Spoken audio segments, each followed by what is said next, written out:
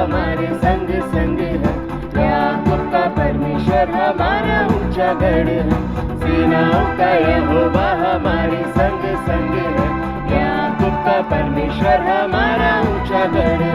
जिसने आकाश बनाया, जिसने पृथ्वी बनाई, जिसने आकाश बनाया, जिसने पृथ्वी बनाई, वो सर्वशक्तिमान प्रभु है। वो यहोवा हमारे संग संग है। वो सर्वशक्तिमान प्रभु है।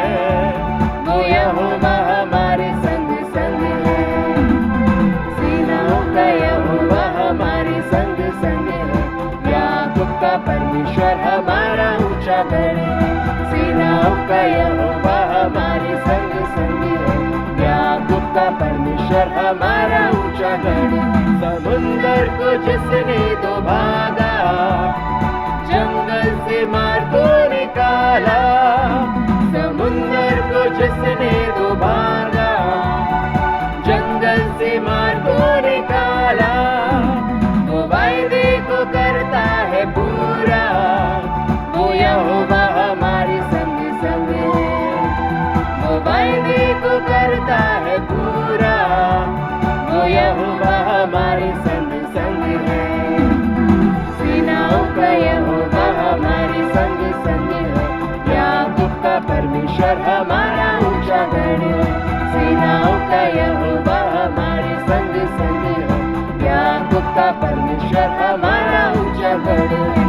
लाजर को जिसने जिलाया, जक्कई को जिसने बचाया। लाजर को जिसने जिलाया, जक्कई को जिसने बचाया। है जिसके लिए सब कुछ संभव, वो यहोवा हमारे संग संग है। जिसके लिए सब कुछ संभव, वो यहोवा हमारे संग संग है। सेनाओं का यहोवा हमारे संग संग है। याकूब का परमेश्वर हमारा ऊंचा गढ़ है। सेनाओं का यहोवा हमारे संग संग है। याकूब का परमेश्वर हमारा ऊंचा गढ़ है।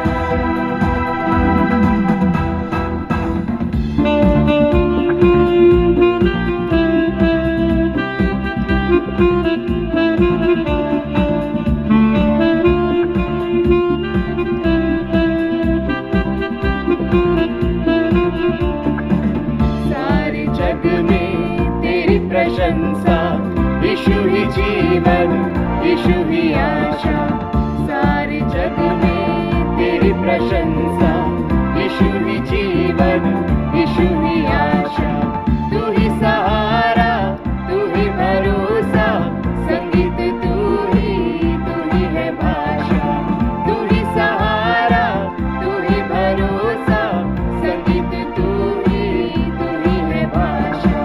सारे जग में तेरी प्रशंसा, यीशु ही जीवन, यीशु ही आशा। सारे जग में तेरी प्रशंसा, यीशु ही जीवन, यीशु ही आशा। गाऊंगा गीत तेरे, गाऊं तेरी शान में। आवाज गूंजे मेरी धरती और आसमान में। गाऊंगा गीत तेरे, गाऊं तेरी शान में। आवाज गूंजे मेरी धरती और आसमान में। तेरे दम से है ये दुनिया, और कुछ भी जानू ना। तेरे दम से है ये दुनिया, और कुछ भी जानू ना। सारे जग में तेरी प्रशंसा, यीशु ही जीवन, यीशु ही आशा। सारे जग में तेरी प्रशंसा, यीशु ही जीवन, यीशु ही आशा। चारों तरफ है मेरे तेरी प्रशंसा का गाना। तू मुझको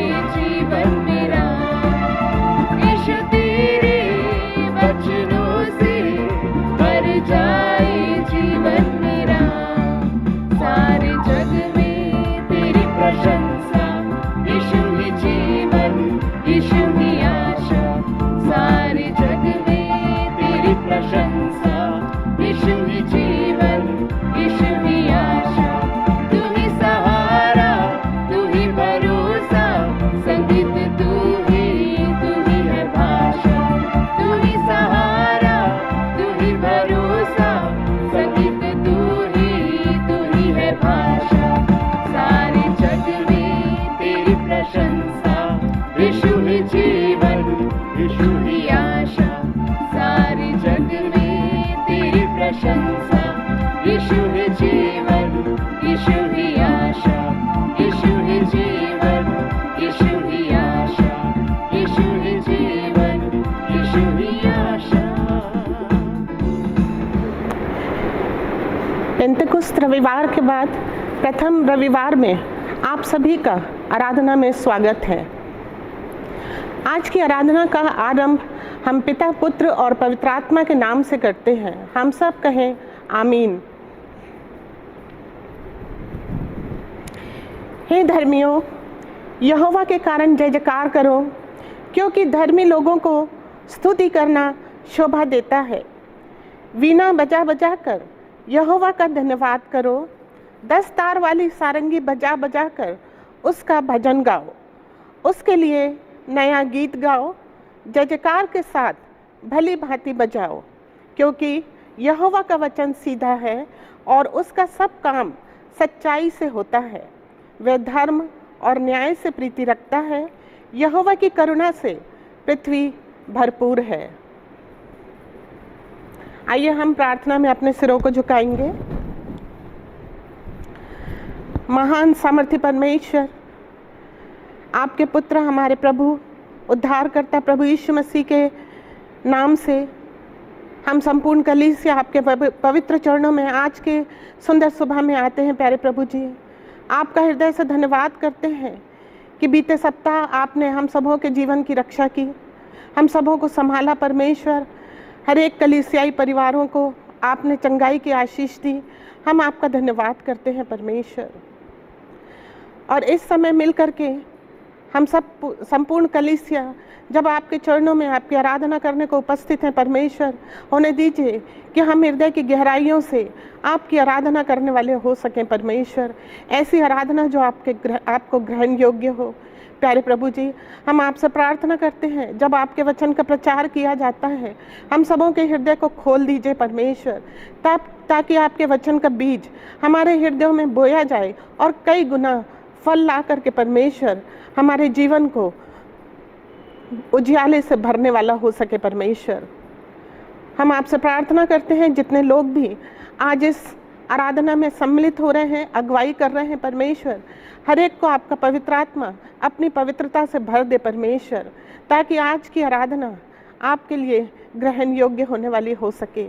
हम विशेष प्रार्थना करते हैं परमेश्वर, जबकि आज हम अपने देश के लॉकडाउन के आखिरी दिन में है परमेश्वर, और हम जानते हैं कि इस पूरी महामारी से हमारा देश, हमारा विश्व, हमारा प्रदेश, हमारा शहर ग्रसित है परमेश्वर।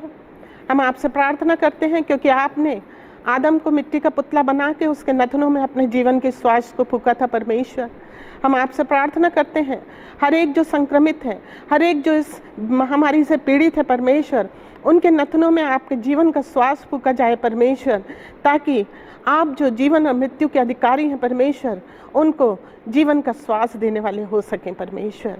समूह की रक्षा कीजिए, हमारे पूरी कलीसिया की इस आराधना को आप ग्रहण कीजिए। प्रभु यीशु ख्रीस्त के नाम से मांगते हैं, आमीन। आइए इस समय हम अपने स्थानों में खड़े होकर मसीही गीत संग्रह से गीत नंबर 33 क्वायर की अगुवाई में गा लेंगे। गीत नंबर 33, हे महापवित्र सर्वशक्त परमेश्वर।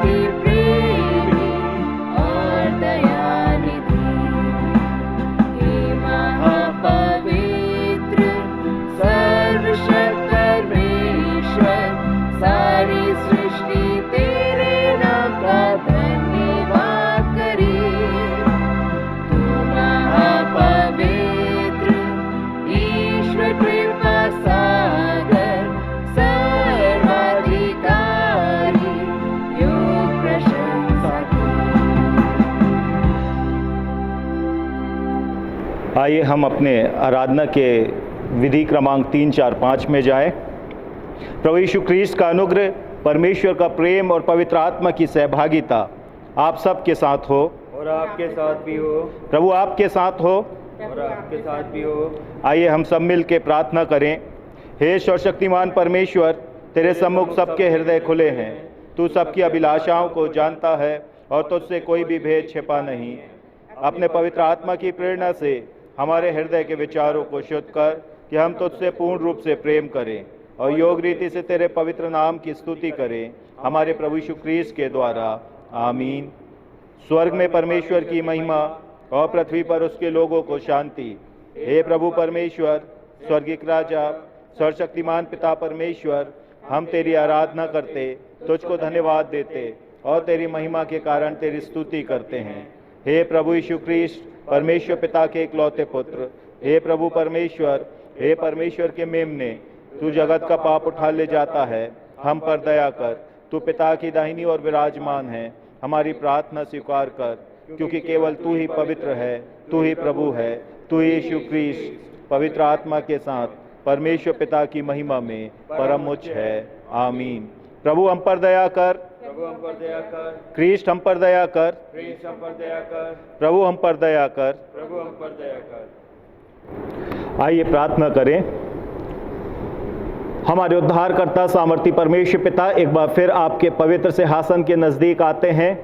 आपका धन्यवाद करते प्रभु, क्योंकि आपने हमें बीते सप्ताह भर संभाला, अपनी दया, अपने प्रेम में और अपनी अनुग्रह की दृष्टि में हर एक को बनाए रखा। प्रभु, हम अपनी कलीसिया के हर एक प्रिय के जीवन के लिए धन्यवाद करते हैं। धन्यवाद करते प्रभु आपके उपकारों के लिए जो आपने निरंतर हमें से हर एक के जीवन में किए हैं। और ऐसे विषम परिस्थिति में, जबकि प्रभु संपूर्ण संसार वैश्विक महामारी से जूझ रहा है, ऐसे समय में प्रभु आपने अपने लोगों की हिफाजत की। हम आपका धन्यवाद करते हैं। हम प्रार्थना करते पिता परमेश्वर, जबकि प्रभु जब इस महामारी से जूझने के लिए हमारे डॉक्टर्स, नर्सेज, हमारे प्रशासनिक अधिकारी अपनी योजनाओं को बनाते हैं, पिता परमेश्वर आप उनका मार्गदर्शन करें, सहायक हों कि पिता परमेश्वर इस वैश्विक महामारी से छुटकारा प्राप्त कर सकें और हम आपकी सामर्थ्य को देखने पाएं। जबकि पिता इन दिनों में चर्चेस बंद हैं, आपके लोग अपने अपने घरों में आपकी आराधना करते हैं। पिता परमेश्वर आप हर एक के मनों को जांचते हैं। हमारी प्रार्थना प्रभु, हर एक को उनके क्षेत्र में आप आशीष दें, संभालें और आपके अनुग्रह को उनके जीवन परिवार में निरंतर बनाए रखें। हम प्रार्थना करते पिता परमेश्वर उन शोकित परिवार के लिए, मिस डॉर्थी दास, उनके परिवार को स्मरण करते हैं, जबकि आपने उन्हें अपने निकटता में बुला लिया। प्रभु, उनके पीछे उनके प्रियों को हम आपके अनुग्रह में रखते हैं, आपकी शांति मांगते हैं।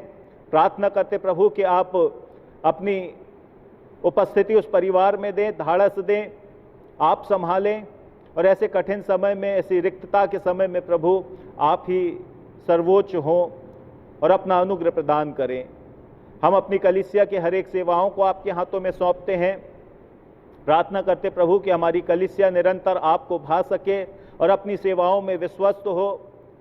हम प्रार्थना करते पिता परमेश्वर, हमारे डायसिस के द्वारा की जाने वाली हर एक सेवाओं को आप आशीषित करें। इंस्टीट्यूशंस के लिए, विकास आशा की सेवाओं के लिए हम प्रार्थना करते प्रभु, डायसिस की सेवाओं के लिए पिता हम आपके मार्गदर्शन को चाहते हैं, प्रार्थना करते हैं।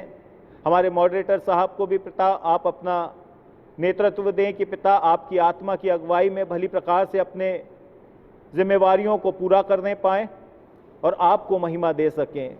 आप अच्छा स्वास्थ्य दें। और हर एक सेवकों के लिए भी प्रार्थना करते प्रभु, जिन्हें आपने कलीसियाओं की सेवा दी है। पिता परमेश्वर आप अपने आत्मा के द्वारा उन्हें इस्तेमाल करें और प्रभु आपकी सेवा के प्रति विश्वस्त और आपकी महिमा के पात्र बनावें। आज जबकि हम पिता परमेश्वर आपके उस त्रिएक सामर्थ्य को स्मरण करते हैं, हम प्रार्थना करते प्रभु कि हम सबको आपके ईश्वरीय अनुग्रह से परिपूर्ण करें, कि जब हम आपकी आराधना करें, आपकी उपस्थिति को प्राप्त करें और आपकी संगति से आशीषित हों। आज की पूरी आराधना में हम आपके अनुग्रह और अगुवाई को मांगते हैं। प्रार्थना करते प्रभु आज का वचन, आज की आराधना, आज के पाठों का पढ़ा जाना और हमारी भेंटों को आपके सम्मुख अर्पण किया जाना सब कुछ आपको ग्रहण योग्य हो और हम सब आपको महिमा देने वाले बन सकें। हमारे उद्धारकर्ता क्रिस्ट मसीह यीशु के नाम से मांगते हैं, आमीन। आइए इस समय हम उत्तरवादी पाठ पढ़ लेंगे जो पाया जाता है भजन संहिता 33 उसकी पहली आयत से 18वीं आयत लो। भजन संहिता 33 1 से 18 जिसमें कलीसिया की अगुवाई डॉक्टर श्रीमती शशि जेकब करेंगी। आज के लिए ठहराया गया उत्तरवादी पाठ जो पाया जाता है भजन संहिता 33 उसका 1 से 18 पद लो। आइए हम इसे उत्तरवादी रीति से पढ़ लेंगे। हे धर्मियों, यहोवा के कारण जय जयकार करो, क्योंकि धर्मी लोगों की स्तुति करनी सोहती है। वीणा बजा बजा कर यहोवा का धन्यवाद करो, 10 तार वाली सारंगी बजा बजा कर उसका भजन गाओ। उसके लिए नया गीत गाओ, जय जयकार के साथ भली भांति बजाओ। क्योंकि यहोवा का वचन सीधा है और उसका सब काम सच्चाई से होता है। वह धर्म और न्याय से प्रीति रखता है, यहोवा की करुणा से पृथ्वी भरपूर है। आकाश मंडल यहोवा के वचन से और उसके सारे जन उसके मुंह की श्वास से बने हैं। वह समुद्र का जल ढेर की नाई इकट्ठा करता और गहरे सागर को अपने भंडार में रखता है। सारी पृथ्वी के लोग यहोवा से डरे, जगत के सब निवासी उसका भय माने। क्योंकि जब उसने कहा तब हो गया, जब उसने आज्ञा दी तब वास्तव में वैसा ही हो गया। यहोवा जाति जाति की युक्ति को व्यर्थ कर देता है, वह देश देश के लोगों की कल्पनाओं को निष्फल करता है। यहोवा की युक्ति सर्वदा स्थिर रहेगी, उसके मन की कल्पनाएं पीढ़ी से पीढ़ी तक बनी रहेंगी। क्या ही धन्य है वह जाति जिसका परमेश्वर यहोवा है, और वह समाज जिसे उसे अपना निज भाग होने के लिए चुन लिया हो। यहोवा स्वर्ग से दृष्टि करता है, वह सब मनुष्यों को निहारता है। अपने निवास के स्थान से वह पृथ्वी के सब रहने वालों को देखता है। वही जो उन सबों के हृदयों को गढ़ता और उनके सब कामों पर विचार करता है। कोई ऐसा राजा नहीं जो सेना की बहुतायत के कारण बच सके, वीर अपनी बड़ी शक्ति के कारण चूक नहीं जाता। बच निकलने के लिए घोड़ा व्यर्थ है, वह अपने बड़े बल के द्वारा किसी को नहीं बचा सकता। देखो, यहोवा की दृष्टि उसके डरवैयों पर और उन पर जो उसकी करुणा की आशा रखते हैं बनी रहती है। यह परमेश्वर का जीवित और सामर्थी वचन है। धर्मशास्त्र का पहला पाठ हम श्री विवियन मसीह की अगुवाई में पढ़ लेंगे जो कि पाया जाता है निर्गमन उसका 6वां अध्याय उसकी 2री आयत से 8वीं आयत लो। निर्गमन 6 2 से 8।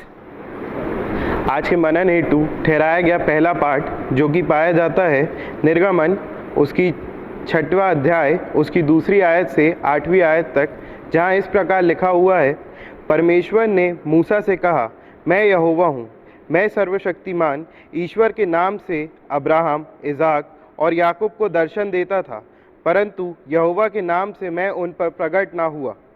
और मैंने उनके साथ अपनी वाचा दृढ़ की है, अर्थात कनान देश जिसमें वे परदेशी होकर रहते थे उसे उन्हें दे दूंगा। इज़राइली जिन्हें मिस्री लोग दास्तव में रखते हैं, उनका कहराना भी सुनकर मैंने अपनी वाचा को स्मरण किया है। इस कारण तू इज़राइलियों से कहे कि मैं यहोवा हूँ, और तुमको मिस्रियों के बोझों के नीचे से निकाल लूँगा और उनके दास्तव से तुमको छुड़ाऊँगा और अपनी बाजू बढ़ाकर और भारी दंड देकर तुम्हें छुड़ा लूँगा। और मैं तुमको अपनी प्रजा बनाने के लिए अपना लूँगा और मैं तुम्हारा परमेश्वर ठहरूँगा, और तुम जान लोगे कि मैं तुम्हारा परमेश्वर यहोवा हूँ, जो तुम्हें मिस्रियों के बोझों के नीचे से निकाल ले आया है। और जिस देश के देने की शपथ मैंने अब्राहम, इज़ाक और याकूब से खाई थी, उसी में मैं तुम्हें पहुंचाकर उसे तुम्हारा भाग कर दूंगा। मैं यहोवा हूँ। यह परमेश्वर का पवित्र वचन है। इसके पढ़े और सुने जाने पर परमेश्वर हमें आशीष दे। आइए पत्रियों में से हम धर्मशास्त्र के पाठ को पढ़ लेंगे, जिसमें हमारी अगुवाई श्री गीत हेनरी ताती करेंगे। और ये पाया जाता है रोमियो की पुस्तक उसका 8वां अध्याय 11वीं पद से 17वीं पद तक। रोमियो 8 11 से 17। आज का दूसरा पाठ पाया जाता है रोमियो की पत्री उसका 8वां अध्याय 11वीं आयत से 17वीं आयत तक। रोमियो 8 11 से 17, जहाँ इस प्रकार लिखा है, यदि उसी का आत्मा जिसने यीशु को मरे हुओं में से जिलाया तुम में बसा हुआ है, तो जिसने मसीह को मरे हुए में से जिलाया वह तुम्हारी नश्वर देहों को भी अपनी आत्मा के द्वारा जो तुम में बसा हुआ है जिलाएगा। इसलिए हे भाइयों, हम शरीर के कर्जदार नहीं कि शरीर के अनुसार दिन काटे, क्योंकि यदि तुम शरीर के अनुसार दिन काटोगे तो मरोगे, यदि आत्मा से देह की क्रियाओं को मारोगे तो जीवित रहोगे। इसलिए कि जितने लोग परमेश्वर की आत्मा के चलाए चलते हैं वो ही परमेश्वर के पुत्र हैं। क्योंकि तुम जो दासत्व की आत्मा नहीं मिली कि फिर भयभीत हो, परंतु ले पालकपन की आत्मा मिली है, जिससे हम हे अब्बा हे पिता कहकर पुकारते हैं। आत्मा आप ही हमारी आत्मा के साथ गवाही देता है कि हम परमेश्वर की संतान हैं, और यदि संतान हैं तो वारिस भी, वरन परमेश्वर के वारिस और मसीह के संगी वारिस हैं, कि जब हम उसके साथ दुख उठाएं तो उसके साथ महिमा भी पाएं। यह आज का दूसरा पाठ है। परमेश्वर इसके पढ़े और सुने जाने पे आशीष दे। आइए अपने स्थानों में हम खड़े होंगे सुसमाचार के पाठ के पठन के लिए, और इसमें हमारी अगुवाई रेवरेंड नीलेश सिंह करेंगे। सुसमाचार का पाठ पाया जाता है मरकुस रचित सुसमाचार उसका पहला अध्याय उसकी 7वीं आयत से 13वीं आयत लो। मरकुस 1 7 से 13। आज का सुसमाचार का पाठ जो हमें मिलता है मरकुस रचित सुसमाचार उसका पहला अध्याय 7 पद से लेके 13 पद तक। मरकुस 1 7 से 13 यहाँ इस प्रकार से लिखा है, और यह प्रचार करता था, मेरे बाद वह आने वाला है जो मुझसे शक्तिमान है, मैं इस योग्य नहीं कि झुककर उसके जूतों का बंद खोलूं। मैंने तो तुम्हें जल से बपतिस्मा दिया है, वह तुम्हें पवित्र आत्मा से बपतिस्मा देगा। उन दिनों में यीशु ने गलील के नासरत से आकर यरदन में यूहन्ना से बपतिस्मा लिया, और जब वह जल से निकलकर ऊपर आया तो तुरंत उसने आकाश को खुलते और आत्मा को कबूतर के समान अपने ऊपर उतरते देखा, और यह आकाशवाणी हुई, तू मेरा प्रिय पुत्र है, तुझसे मैं प्रसन्न हूँ। तब आत्मा ने तुरंत उसको जंगल की ओर भेजा, और जंगल में 40 दिन तक शैतान ने उसकी परीक्षा की, और वह वन पशुओं के साथ रहा, और स्वर्गदूत उसकी सेवा करते रहे। ये प्रभु यीशु ख्रीस्त का सुसमाचार है। हे प्रभु यीशु ख्रीस्त, आपकी महिमा हो।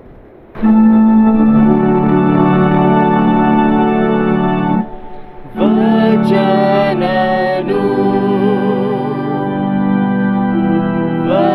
वचनपु मंगल सुसमाचार।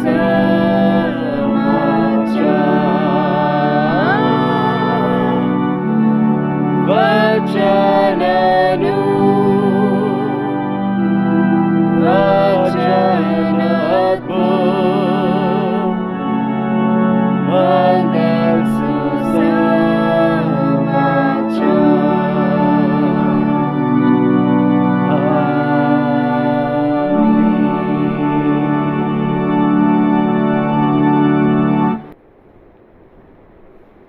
आइए हम इसी अवस्था में प्रेरितों का विश्वास वचन एक साथ कहें। मैं सर्वशक्तिमान पिता, स्वर्ग और पृथ्वी के सृष्टिकर्ता परमेश्वर पर विश्वास करता हूँ। मैं उसके इकलौते पुत्र हमारे प्रभु यीशु ख्रीस्त पर विश्वास करता हूँ। वह पवित्र आत्मा की सामर्थ्य से घर में आया, वह क्रूस में जन्मा, वह पिलातुस पिलातुस के शासन में दुख भोगा, वह क्रूस पर चढ़ाया गया, मारा और गाड़ा गया, और मृतकों के लोक में उतरा। तीसरे दिन वह जी उठा, वह स्वर्ग पर चढ़ गया और पिता की दाहिनी ओर विराजमान है। वह जीवितों और मृतकों का न्याय करने को फिर आएगा।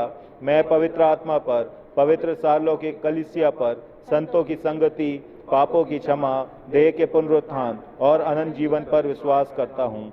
आमीन। आइए इस समय हम परमेश्वर के संदेश को डीकन अश्विनी मैसी के द्वारा सुन लेंगे और इस संदेश में जाने के पहले हम क्वायर की अगुवाई में अपने मनों की तैयारी के लिए एक कोरस को गा लेंगे।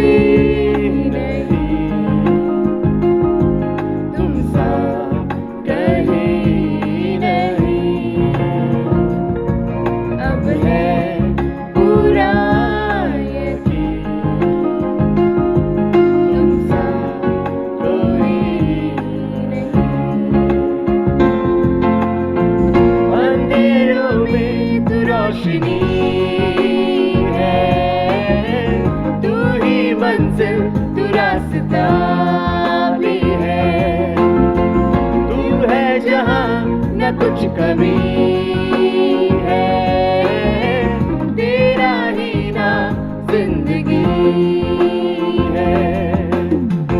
अंधेरों में तू रोशनी है, तू ही मंजिल, तू रास्ता भी है। तू है जहाँ न कुछ कमी है, तेरा ही ना जिंदगी।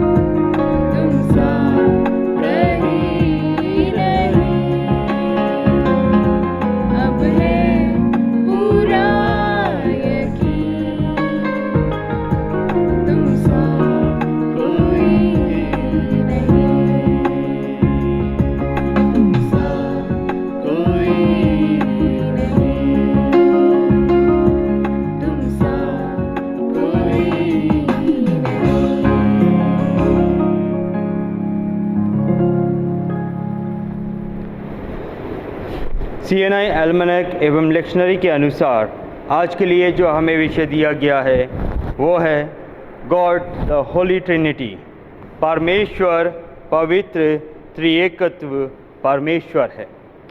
त्रिएक शब्द बाइबल में कहीं नहीं पाया जाता, परंतु धर्मशास्त्र में परमेश्वर पिता, पुत्र और पवित्र आत्मा के रूप में परमेश्वर के अस्तित्व को त्रिएक परमेश्वर के साथ संबोधित किया गया है। परमेश्वर त्रिएक परमेश्वर है, ये कैसे प्रमाणित किया जाए? सामान्य तौर पर ईश्वरत्व के एक तत्व में तीन पृथक व्यक्तित्व की सत्ता को हम देखते हैं, जो एक और तो ना तीन परमेश्वर है, ना परमेश्वर के तीन भाग हैं और ना परमेश्वर के तीन प्रकार हैं, परंतु तीनों में एक परमेश्वर और एक परमेश्वर में तीनों तत्व हम विद्यमान पाते हैं। ये सिद्धांत एक रहस्य है, इसलिए कि इसे बिना परमेश्वर के प्रकाशन के द्वारा, सामान्य बुद्धि के द्वारा हम इसे समझ नहीं सकते, और ये रहस्य हमारे विचारों से कहीं अधिक परे है। परंतु इसका अर्थ ये नहीं है कि हम परमेश्वर के त्रिएकत्व को स्वीकार नहीं करते। यूहन्ना के सुसमाचार में पिता, पुत्र और पवित्र आत्मा तीनों का वर्णन पाया जाता है। पिता जो देने वाला है, पुत्र जो परमेश्वर से हमारे लिए मांगेगा, और पवित्र आत्मा वो जो पुत्र परमेश्वर से हमारे लिए मांगता है। यूहन्ना अपने सुसमाचार में इस बात पर ज़्यादा बल देता है कि तीनों एक ही हैं और जो एक ही के द्वारा इस जगत में भेजे गए हैं, अर्थात परमेश्वर जो आदि से जगत में था, पुत्र जो परमेश्वर की ओर से जगत में आया, और पवित्र आत्मा जो जगत को देने के लिए निर्धारित किया गया है, अर्थात जिसकी वाचा प्रभु यीशु मसीह ने बांधी कि जब मैं जाता हूं पिता के पास तो मैं तुम्हें एक सहायक दिए जाऊंगा। त्रिएक एकश्वरवाद से अभिप्राय तीन अलग अलग ईश्वर नहीं, परंतु एक में तीन और तीन में एक ईश्वर है। ये एक आध्यात्मिक सत्य है जिसे परमेश्वर का वचन राजा दाऊद अपने वचन में कुछ इस प्रकार स्पष्ट करता है। भजन संहिता उसका 110 अध्याय और उसके पहले पद में कि मेरे प्रभु से यहोवा की ये वाणी है, तू मेरे दाहिने बैठ जब तक कि मैं तेरे शत्रुओं को तेरे चरणों की चौकी ना कर दूं। परमेश्वर की उपासना का सिद्धांत, इसको हम तीन प्रकार से देख सकते हैं, या यूं कह लीजिए कि उपासना के सिद्धांत से संबंधित तीन प्रकार की धारणाएं हमारे सामने आती हैं। पहली, एक ईश्वरवाद, जो एक ही ईश्वर की उपासना करते हैं। दूसरा, बहुईश्वरवाद, जो बहुत से ईश्वर की उपासना करते हैं। और तीसरा, एक एक देववाद, जो एक ईश्वर की उपासना, उसकी आराधना तो करते हैं परंतु वो अन्य देवताओं को इनकार नहीं करते। यहूदी उन मान्यताओं में आते हैं जो एक ईश्वरवाद की आराधना और उपासना करते हैं। गैर यहूदी ये वो लोग हैं जो बहुत से ईश्वर की आराधना और उपासना करते हैं। और एक एक वाद ये में वो लोग आते हैं जिन्हें सामरी कहा जाता है, अर्थात ये वो जाति, ये वो समाज है जो एक ईश्वर की आराधना तो करते हैं, उसकी उपासना करते हैं, उस पर विश्वास करते हैं, परंतु अन्य देवताओं से ये इनकार नहीं करते। पुराने नियम की हम बात करें तो अब्राहम के पूर्वज बहुईश्वरवाद धर्म को मानते हैं, परंतु अब्राहम के समय से ही यहूदी धर्म एक ईश्वरवाद का आरंभ हुआ। हम परमेश्वर के वचन से अगर देखें उदाहरण के रूप में, तो अब्राहम से इसाक और इसाक से याकूब उत्पन्न हुआ, और जब याकूब अपने मामा लाबान के यहाँ जाता है तब हम उसके परिवार में, उसके समाज में एक नई विचारधारा को देखते हैं।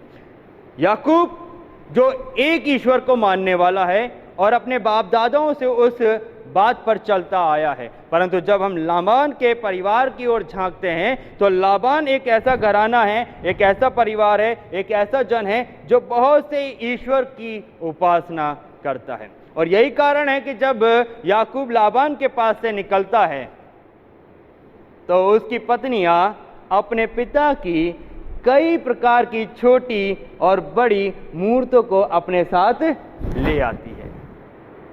इससे इस बात का प्रमाण होता है कि ये एक ईश्वरवाद भी देखते हैं और बहु ईश्वरवाद भी हम यहाँ पर देखते हैं।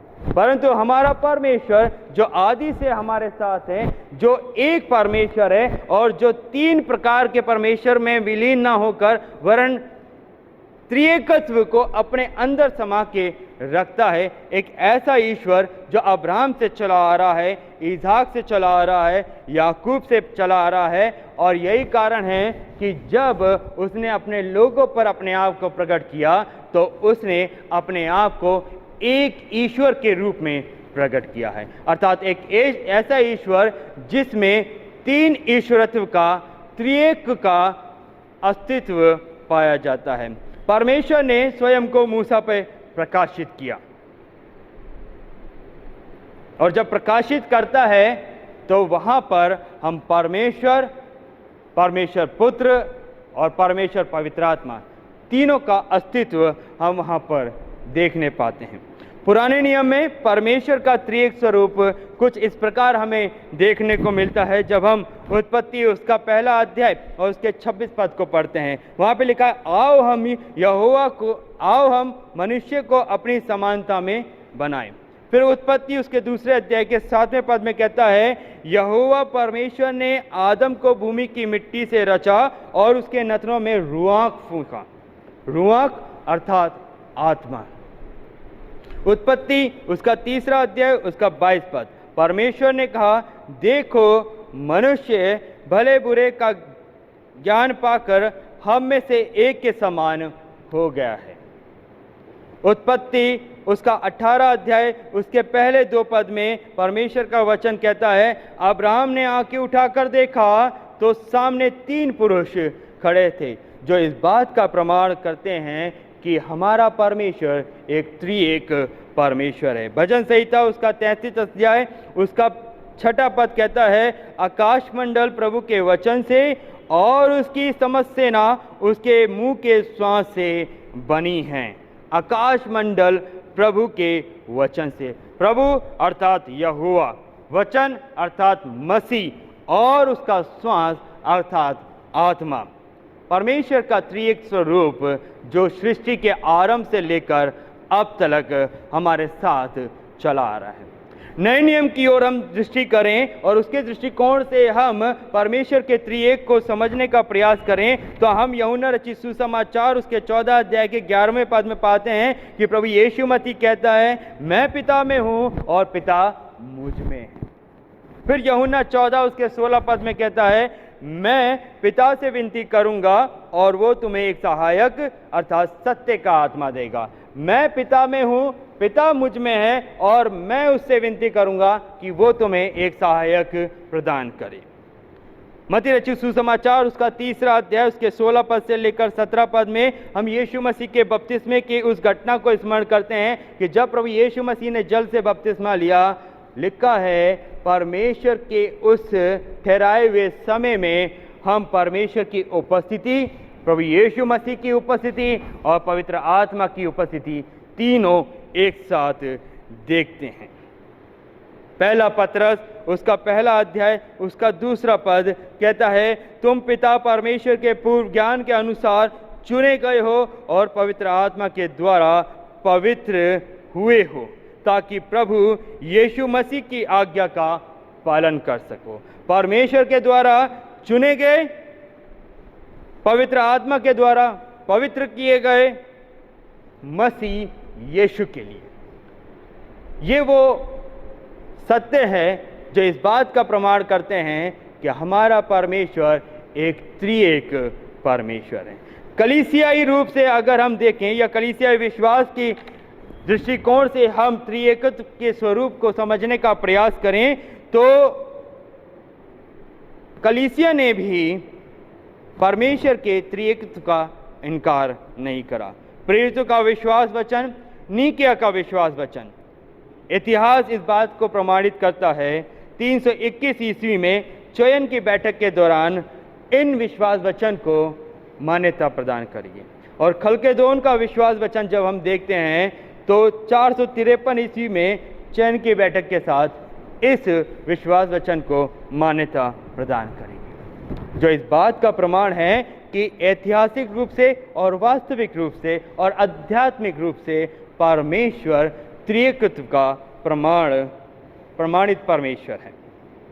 अर्थात जो इस बात को सिद्ध रीति से बता सकता है कि एक ऐसा व्यक्तित्व जिसमें 3 परमेश्वर नियुक्त हैं।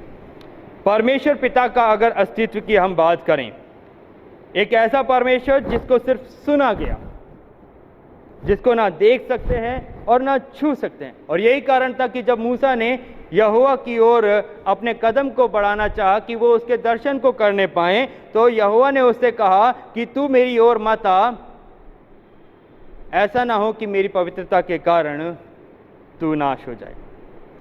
इजरायलियों के विषय में हम बात करें तो जब यहोवा सीनै पर्वत पर उतरता है, लिखा है उसने मूसा को कहा कि इजरायलियों से कहे कि वो अपने आप को पवित्र करें, शुद्ध करें और उस बेड़े से दूर रहें, कहीं ऐसा ना हो कि वो उसको स्पर्श करें और मेरी पवित्रता के कारण वो घात किए जाएं। अर्थात एक ऐसा परमेश्वर जिसे हम सुन सकते हैं परंतु देख नहीं सकते और छू नहीं सकते। भजन संहिता 62 उसका 11 पद, परमेश्वर ने एक बार कहा और 2 बार मैंने सुना कि सामर्थ परमेश्वर की है। पहला सैमुएल उसका 3 अध्याय उसका 10 पद, लिखा है सैमुएल को यहोवा पुकारता है, हे सैमुएल, हे सैमुएल। सैमुएल उसको सुनता है और कहता है, हे प्रभु बोल क्या आज्ञा। एक ऐसा परमेश्वर जिसको सिर्फ सुना जा सकता है। प्रभु यीशु मसीह के विषय में अगर हम बात करें, उसके पुत्र के अस्तित्व के बारे में बात करें, तो ये वो परमेश्वर का अंश है जिसे हम देख सकते हैं, जिसे हम छू सकते हैं और जिसे हम सुन सकते हैं। यूहन्ना रचित सुसमाचार उसका 14 अध्याय और उसका 9 पद, जिसने मुझे देखा उसने पिता को देखा।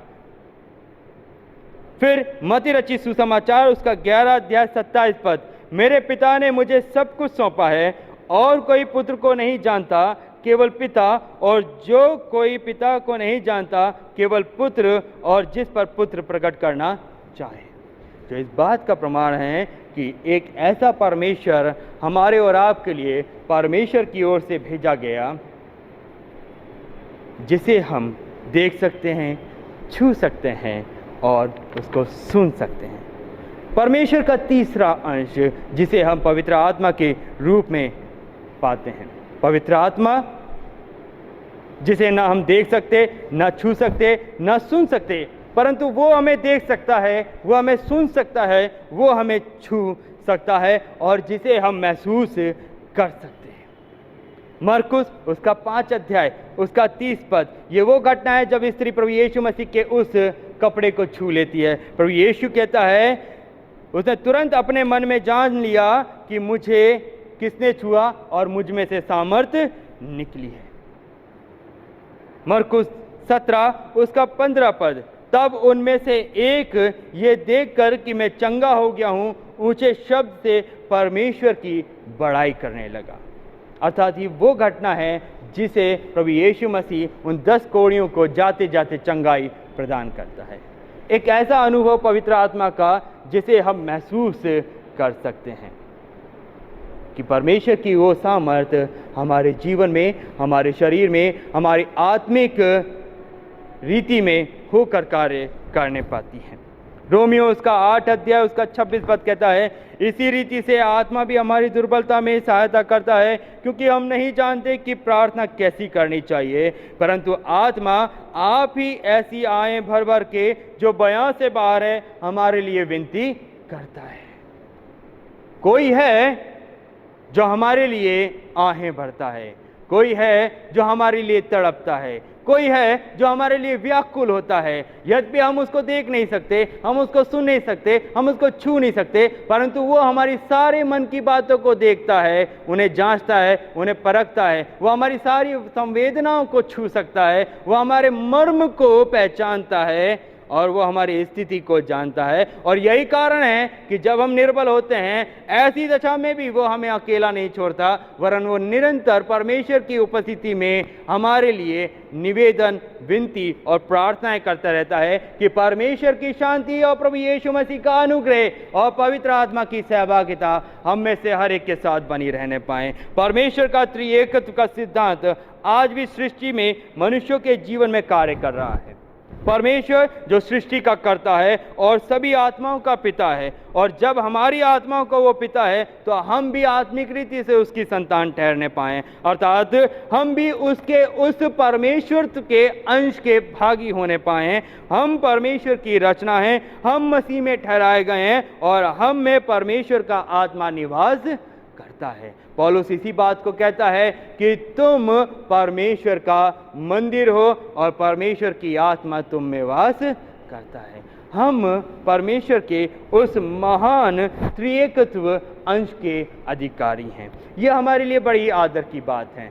हम जो इस योग्य भी नहीं थे, लेकिन परमेश्वर ने हमें अपने अस्तित्व में जोड़ा, अपने पुत्र के साथ जोड़ा, और आज भी वो हमें अकेला नहीं छोड़ना चाहता। वो आज भी पवित्र आत्मा के द्वारा हम में से हर एक को अपने साथ बनाए रखना चाहता है।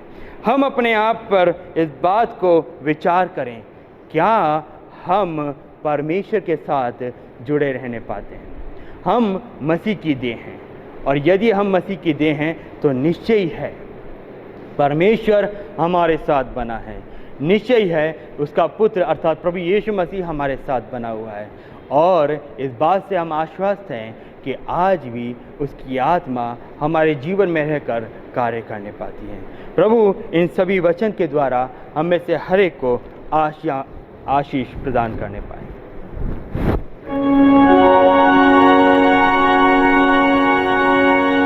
धन्यवाद धन्यवाद धन्यवाद, सारी आशीषों के सोते धन्यवाद। धन्यवाद धन्यवाद धन्यवाद, सारी आशीषों के सोते धन्यवाद। सारी आशीषें आती ऊपर से, हालेलुया। धन्यवाद धन्यवाद धन्यवाद, सारी आशीषों के सोते धन्यवाद। आमीन।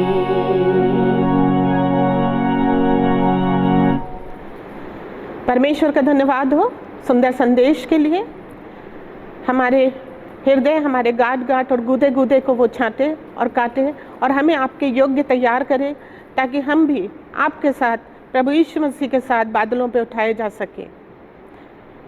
इस समय हम सूचनाओं को रेवरेंड नीलेश सिंह के द्वारा सुन लेंगे। कलीसियाई संबंधी सूचना है।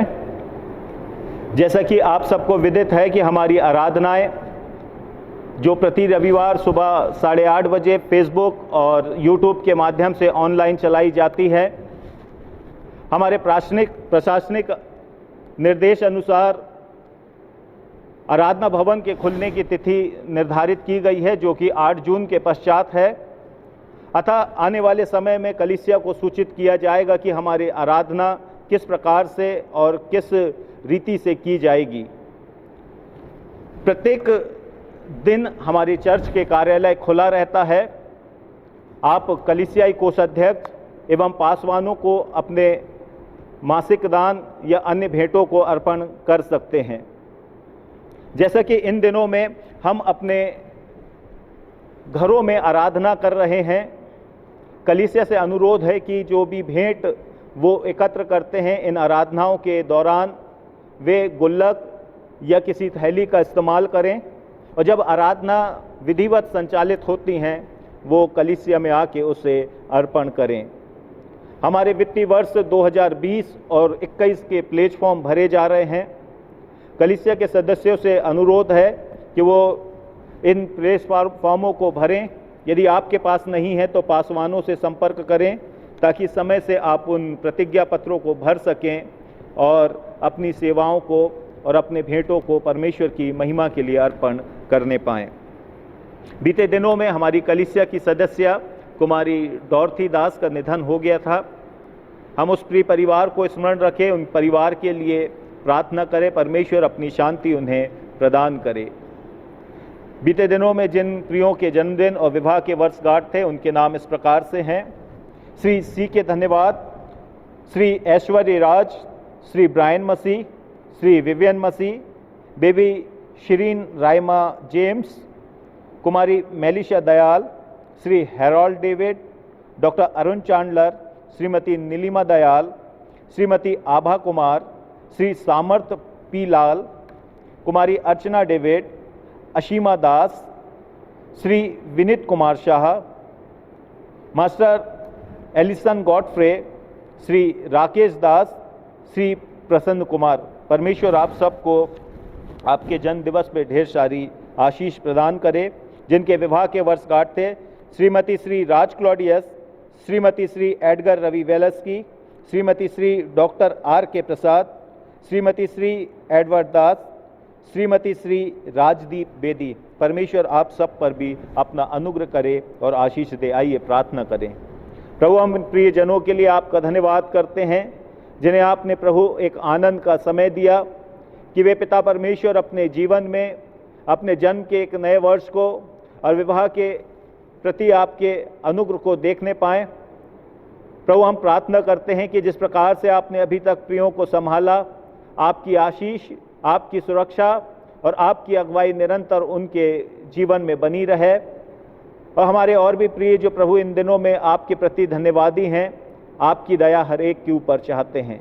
आप प्रत्येक को आशीषित करें और आपकी महिमा के लिए, आपकी गवाही के लिए तैयार करें। उद्धारकर्ता क्रिस्ट मसीह यीशु के नाम से मांगते हैं, आमीन।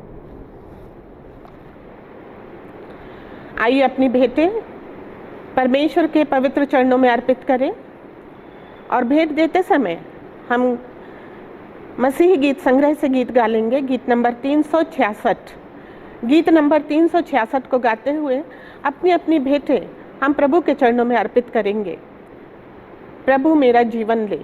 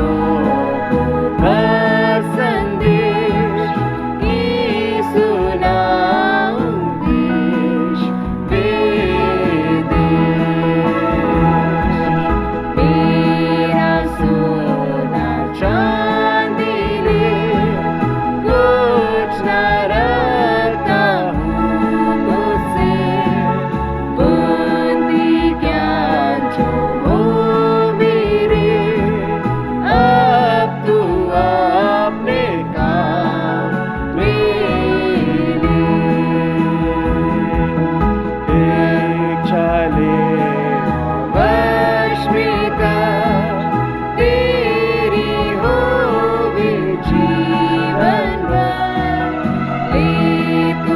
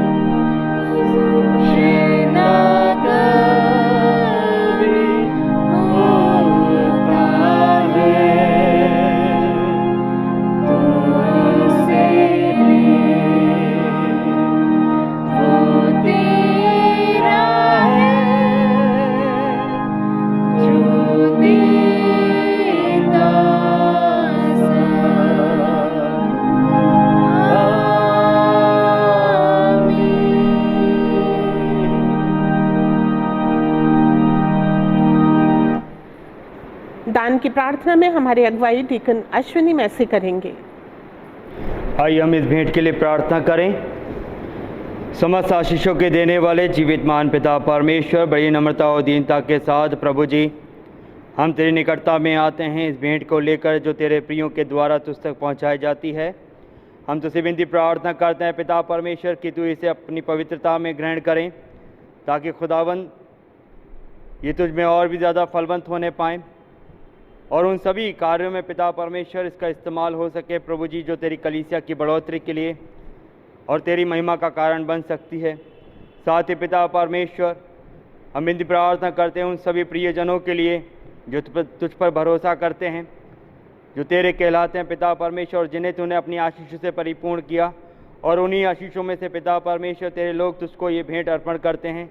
हम तुझसे विनती प्रार्थना करते हैं पिता परमेश्वर की तेरी आशीषें उनके जीवन पर निरंतर बनी रहने पाए, ताकि हर एक रीति से पिता परमेश्वर उनका जीवन तेरी ओर से पिता परमेश्वर बहुतायत से आशीषों को प्राप्त करने वाला होने पाए।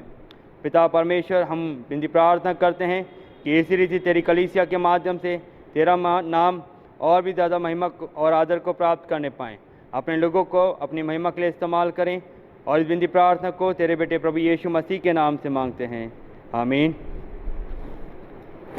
आइए इस समय हम शताब्दी गीतमाला से गीत नंबर 38 जय देने वाले प्रभु यीशु को गा लेंगे, और इस अंतिम गीत के पश्चात हम आपस में प्रभु की प्रार्थना बोलेंगे और उसके बाद रेवरेंड नीलेश सिंह के द्वारा आशीष वचन को ग्रहण करेंगे।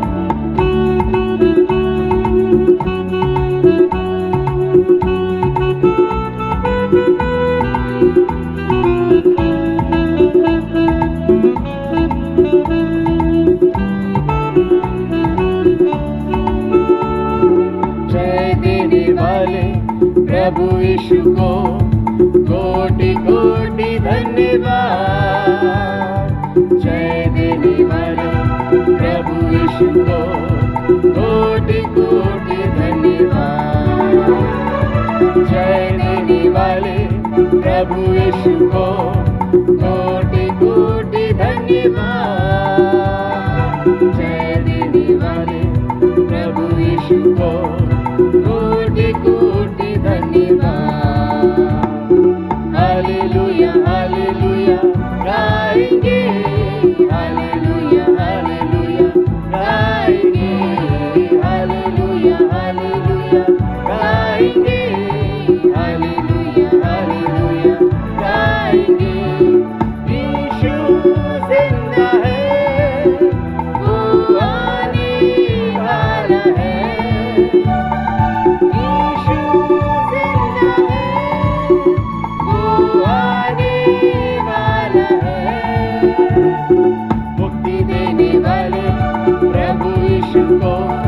कोटि कोटि धन्यवाद। शांति देने वाले प्रभु यीशु को कोटि कोटि धन्यवाद। मुक्ति देने वाले प्रभु यीशु को कोटि कोटि धन्यवाद। शांति देने वाले प्रभु यीशु को कोटि कोटि धन्यवाद।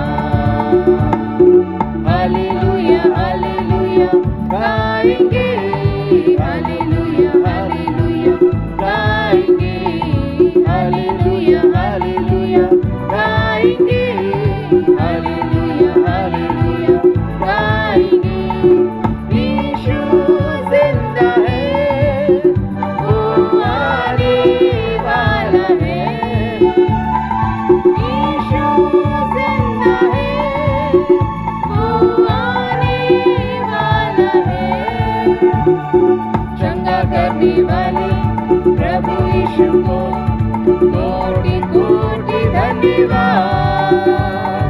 आनंद देने वाले प्रभु यीशु को कोटि कोटि धन्यवाद। चंगा करने वाले प्रभु यीशु को कोटि कोटि धन्यवाद। आनंद देने वाले प्रभु यीशु को कोटि कोटि धन्यवाद।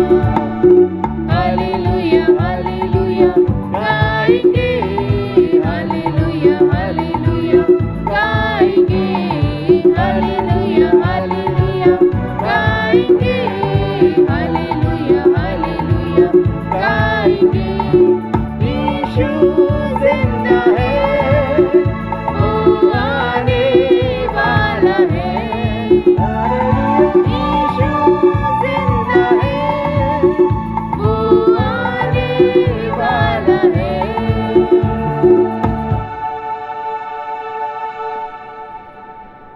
आइए हम सब मिल के प्रभु की प्रार्थना एक साथ कहें। हे हमारे पिता, तू जो स्वर्ग में है, तेरा नाम पवित्र माना जाए, तेरा राज्य आए, तेरी इच्छा जैसे स्वर्ग में पूरी होती है वैसे पृथ्वी पर पूरी हो। हमारे दिन भर की रोटी आज हमें दे, और जैसे हमने अपने अपराधियों को क्षमा किया वैसे ही हमारे अपराधों को क्षमा कर, और हमें परीक्षा में न ला परंतु बुराई से बचा, क्योंकि राज, पराक्रम और महिमा सदा तेरी है। आमीन। पवित्र त्रिएक परमेश्वर तुम्हें विश्वास और प्रेम में सबल बनाए और सब परिस्थितियों में तुम्हारी रक्षा करे, और सर्वशक्तिमान परमेश्वर पिता का प्रेम, प्रभु यीशु ख्रीस्त का अनुग्रह और पवित्र आत्मा की शांति सहभागिता आप सबके साथ निरंतर होती रहे। आमीन।